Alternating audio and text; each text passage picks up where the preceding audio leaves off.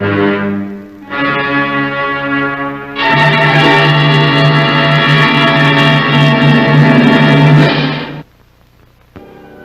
tombstone cutter deals in logic. Every man has a birth date, and every man has a death date. And it's the function of the stone cutter to engrave these vital statistics in their natural order. Now, if this seems so self-evident that it needn't even be discussed, I urge you, remember this stone cutter. All right, that's water over the dam. Get rid of Jameson. Never mind about his contract. He's got a price. Pay it and drop him. Now, look, you're going to have to handle that Houston business yourself. I'm flying to Tulsa in an hour and I won't be back until late tonight. Tony! Now, look, tomorrow won't be any good either. I'm tied up all day. All right, then. Will you get it settled and check with me? All right, Tony, all right. That's enough.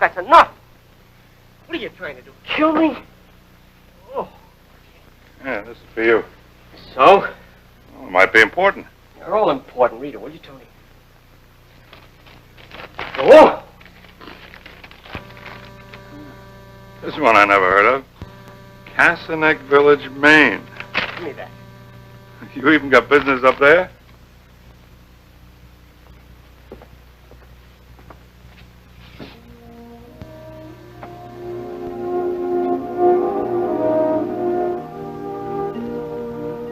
Bad news? My father, he says he's dying. It's a shame. How long has he been sick? How do I know? When do I ever hear from him except once every 6 months he sends a card wanting to know when I'm coming back for a visit. When do I ever get time to visit anybody? He lives there, I live here. I send him checks, he sends them back. Now this. I'm dying come tomorrow. Maine's a long way. You gonna fly? Done.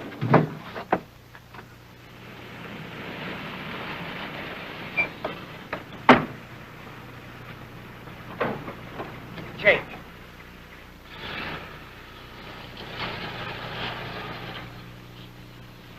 Dan, come over here, boy. Ain't in no condition to go to you.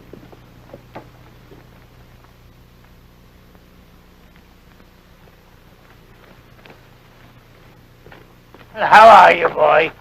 Didn't expect you for a couple of hours yet. What the devil do you think you're doing up there? What the devil does it look like? I was fixing to finish this off, but seeing how you brought visitors, I reckon I'd best come down for a little handshake and welcome to you. Name's Lockhart. I'm Dr. Halsey, your son's physician. And it is Doc Simmons sitting with me. How do you do, Doctor? Now, just exactly what's going on here. Well, now, it's right good to see you, Stan. Look, what kind of a joke is this supposed to be? You scare me into getting a doctor and flying 3,000 miles because you're supposed to be dying today, and look at you. He's young yet, boy. What are you talking about? Up on a ladder painting a house? And you there, telling me tomorrow it'd be too late. Reckon it will be. Well, have you made a diagnosis, Doctor? You could call it that. Dying up on a ladder painting a house. I don't know of any plan that a man has to lie down to die. I was sort of planning on visiting with you, not arguing. Ain't much time left for arguing, you know. Oh, Pop, what do you want to talk like that for? What do you want to try to scare me with a trick like this for? Oh, are you sick? Are you feeling bad? Oh, never felt better in my life, as a matter of fact. Examine him. Take him in the house and examine him.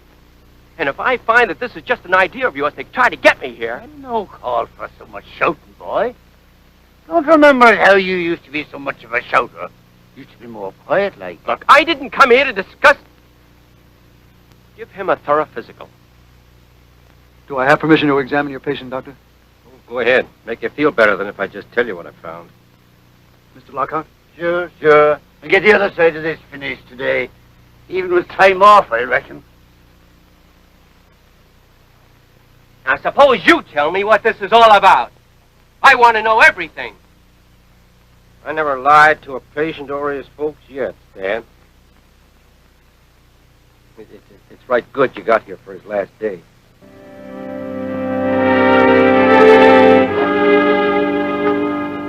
Well? Well, his heart's about as good as yours or mine.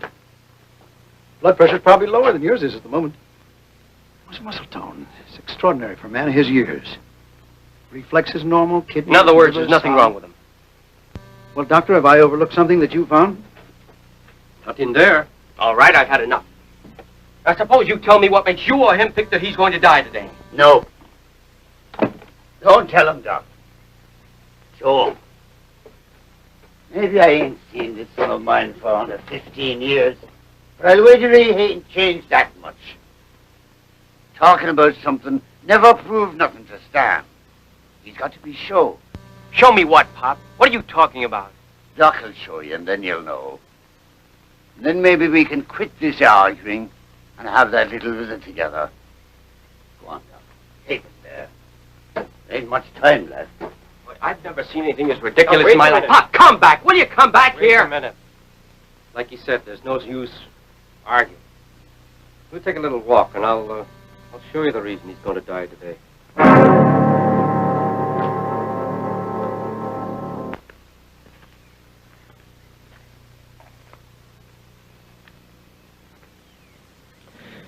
The thing he wants you to see is right here. And it's old Menzies' place. Oh, you remember Menzies, hmm? He's still carving gravestones for everybody in town before they die? That's right. And the old ghoul used to give me the creeps when I was a kid. Having those stones all ready and waiting for the final date. Still doing it. He carved the stone for your pa, Stan. Finished it, 5-6 years ago. Over there. All right, so he carved the stone. Your pa's stone is different from the others, Stan. Come on, look.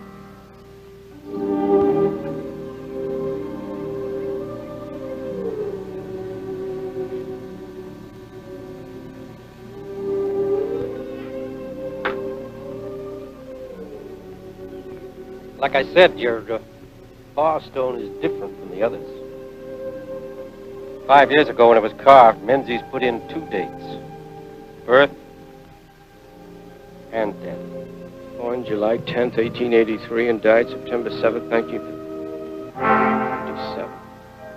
Businessman like you must keep dates in his mind pretty good.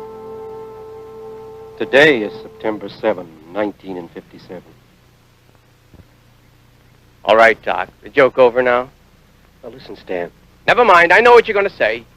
I remember some years ago, Menzies put a death date on a man's stone before he died, and the old geezer died on that day. And everybody talked about it for a whole year.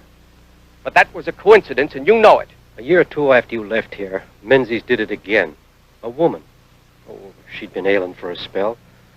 But she died on the day Menzies carved on her stone. So he traded one lucky guess to give some old poor sick soul a push on the way out. Now, what's the matter with you, Doc? You're a medical man, a scientist. You know about suggestion, psychosomatic suggestion. 2 years ago, it happened a third time. A baby. Menzies carved the stone the day it was born. Birth and death date. For about a year later. Father got so mad he come up here with a sledgehammer and busted the stone into 100 pieces. Menzies said that wouldn't make no difference. And it didn't either. And you wonder why I never came back here for a visit. The whole town, even you, living 100 years back in stupidity and superstition. Letting an old crank lead you by the nose, even though the place he's leading you to is your own grave.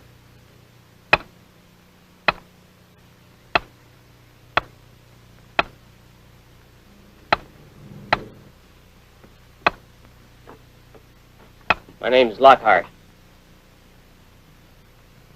Sorry about your pa, Mr. Lockhart. Got a phone here? I am. You get in there and call my father and you tell him this thing is a fraud. Ain't no fraud.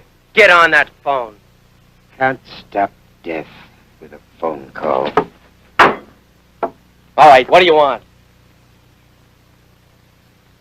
Mallet'll do for a start. How much money do you want to call up this ridiculous act of yours? I carve the truth when I know it, Mr. Lockhart. I don't like it none. Your pa's a good man. I'll give you $500. Take it and break up that stone and call my father and tell him the joke's over. Maybe you think you can buy yourself a lie with money, Mr. Lockhart. But it ain't going to change the truth. back home, Stan. Spend some time with your pa while there's still time.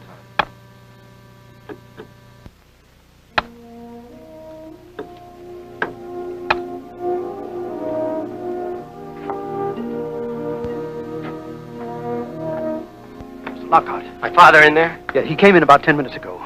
No, wait. Before you go in there. What's the matter? Well, he came back about 10 minutes ago, as I said. And he looked rather ill, so I gave him another checkup. And, well, I just don't know how to explain this, but there's been a definite change. His heart is erratic, his pulse is weakened. There's nothing definite, but Up. Just resting a mite. Doc, take you over to Menzies to see the stone, eh? Pop, how much of a fool do you have to be? What's the matter with you? So a guy puts a couple of dates on a stone. Now that doesn't mean a blasted thing. Still shouting, boy. Seems like you do a powerful lot of shouting. Look, will you listen? Will you listen to me instead of some of these half-cracked characters around here? Now, you're not going to die because some crank puts a couple of letters on a stone. Those other things, call them coincidence, call them suggestion. They don't mean a thing. What's all this you do back where you work, boy? It keeps you so busy. We got a short time to catch up on a long while. Now, Pop, we've got all the time in the world. If you just... Making money, I guess, judging by that fancy doctor and them checks you send me every month. I can afford to send checks to a man who sends them back uncashed. Made you mad, didn't it, by doing that, eh? Well, they were for you. No, not for me. More for you. You got a name for it here. Conscience money. I don't want you having me on your conscience, boy. Now, look, Pop, let's get this straight. I don't have anything on my conscience. Now, maybe you have. Maybe that's why you think you're dying, because somebody says today is your day. But I don't.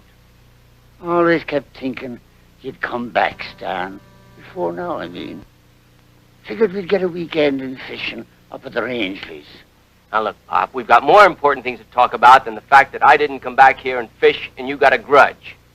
I ain't got a grudge, boy. No. Well, you used to cash the checks.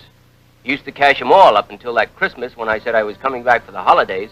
Then just because something came up and I couldn't make it, you started sending them back. And you don't call that a grudge. 'Twasn't. After that Christmas, I didn't need the money no more. Why not? I quit buying the things I needed it for. What are you talking about? I'll show you.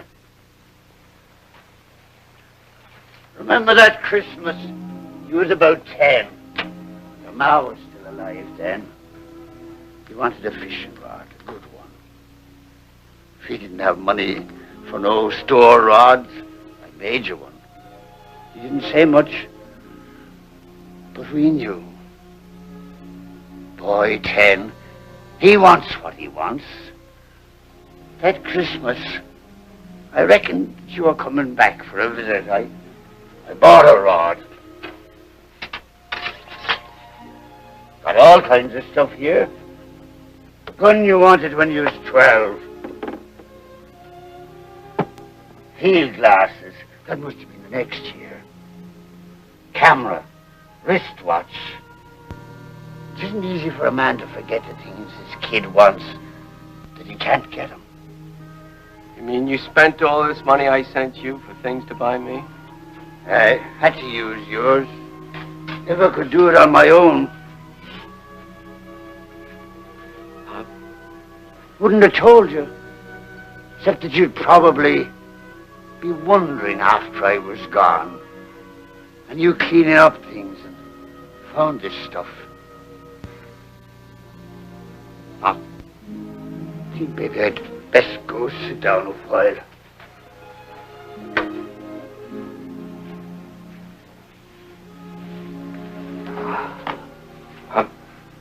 Yeah, boy? Is September too late to go fishing in the Rangeleys? Yeah, September's too late. And we'll do it this spring. Or maybe you can come west with me. Or if you can't do that, then I can come up here weekends and we'll go in the spring. I mean it, Pop. I know you do, boy. Remember that horse we had, Pop? Remember how you told me to water him every morning and every night and how I forgot? And one day how he died? Yeah. Didn't catch up for you till he'd gone 3 miles down the road, running away. That horse cost $25. All the money in the world then. Dead. And you didn't say a word. Except, hot out today, son. Let's go back. Seems like I'm always in the same rut.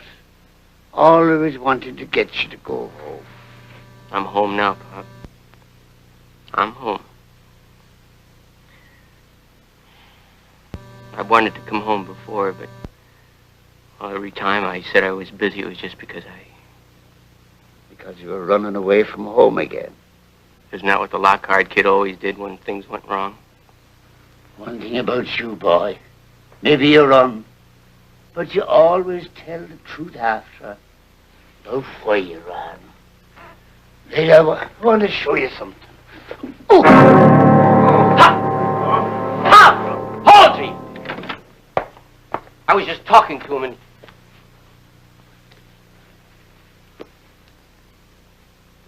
Cardiac seizure. But I can't understand it. His heart was in fine condition this morning. It still is. He's going to be all right. Just save him. I'll do what I can, Mr. Lockhart, but he's dying. That should ease the pain. I've given him some morphine and a stimulant.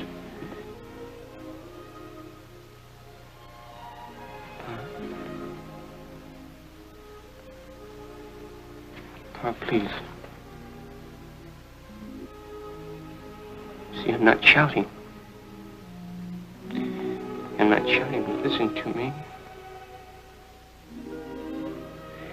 We've wasted so much time already. There are so many things for us to do together. Pop. Please.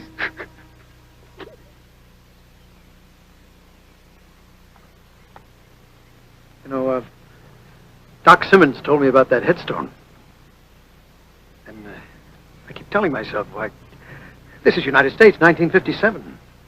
It's not Haiti, not the jungle. We're here.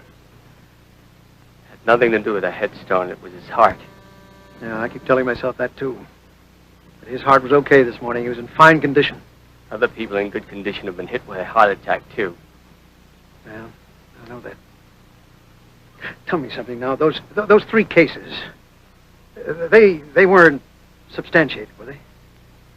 Well, I mean, now if they were, if this man could really call these names, why, there'd been some publicity about it. The newspapers would have carried the story.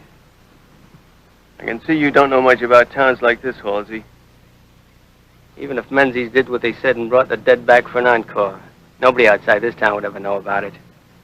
They guard their town and their secrets as if it were pure gold. Why, then, you think those 3 cases were authentic? I think it's time you stopped asking questions and started doing what I paid you to come here to do. Now get in there and help him.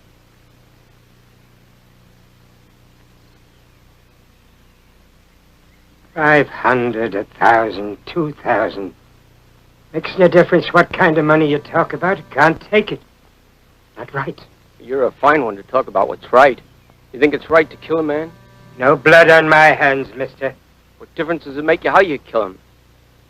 Your ideas or your hands? It's still murder. Look, please listen to me. What do you want? Well, if it's not money, what do you want? What I mostly want is not to be able to do this. I don't like it none. Your pa's a good man. I don't like doing what I do. Then why do you do it? Seems like I can't not. Names, dates, I carve 'em. When it tells me to put something extra, I gotta do it, that's all. Go on home to your pa, mister. You can't do him no good here. You murdering devil, you! Get out! Get out, dog! What for? So you can go on with your killing? You can write somebody else's death sentence? Huh? Get out!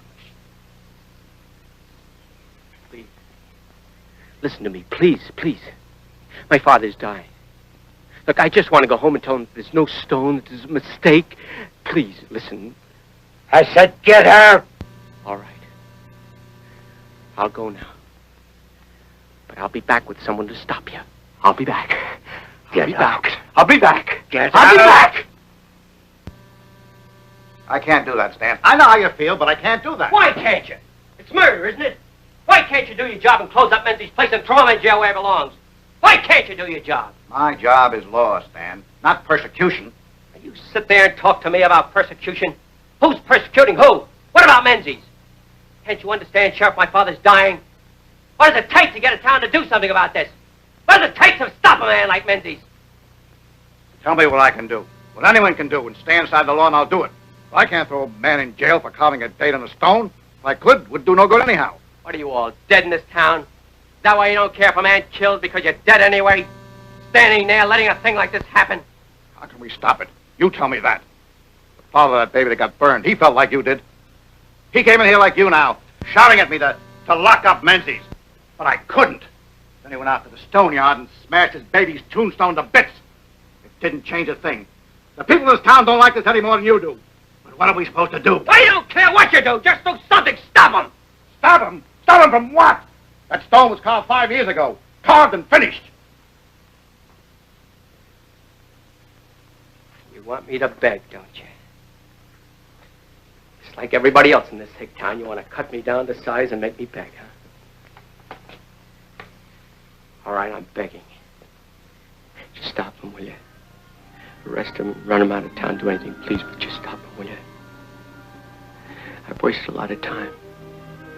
My pop and I, we've got so many things to do together. We just have so many things to do together. Sheriff Allen speaking. Hiya, Stock. Came in a while ago. I'll tell him. Look, just get Menzies to come with me to Pop's, will you? Now, that's not breaking the law, is it? Huh? Just get him to say it was a mistake? Stan, that was Doc Simmons called. Sorry, Stan. Your pa's gone.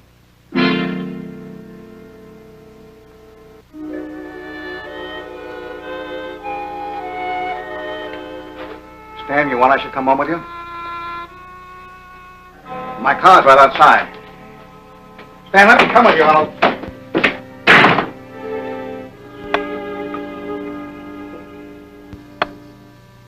My father's dead. I figured.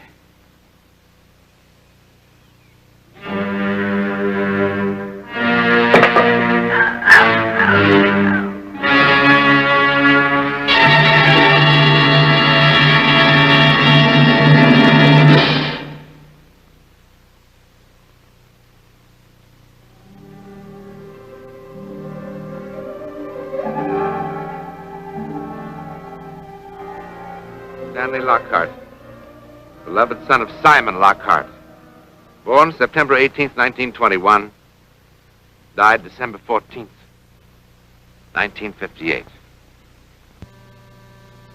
Died? Executed by the state on that day for the murder of Peter Menzies, stonecutter.